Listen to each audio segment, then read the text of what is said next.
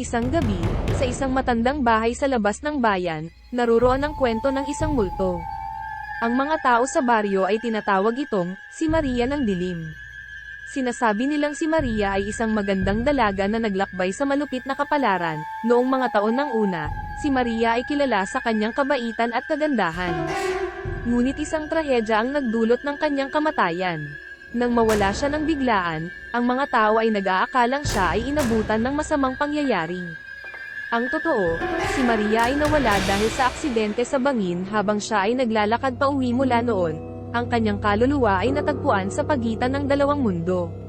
Sa tuwing hating gabi, maaaring mapakinggan ang malungkot na mga hagulgol sa loob ng lumang bahay. Ang mga naiwang gamit ni Maria ay tila may sariling buhay, naglalakad-lakad at bumubulong, subalit hindi ito kwento ng takot lamang. Ang mga taong nagtungo sa lumang bahay ay naranasan din ang kakaibang pag-aliw.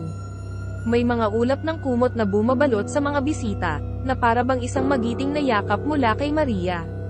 May mga ulat din ng mga liwanag na nagbibigay liwanag sa dilim, nagpapakita ng kanyang presensya, kahit patay na. Patuloy si Maria sa pag-aalaga sa mga taong napapadaan sa kanyang dating tahanan.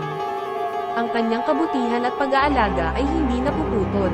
Kaya't sa bawat paglakad sa dilim, isang malumanay na dasal para kay Maria ang nagbibigay lakas sa mga tao, at sa tuwing taglagas, ang mga puno sa paligid ng bahay ni Maria ay nagiging mas matingkad ang mga dahon.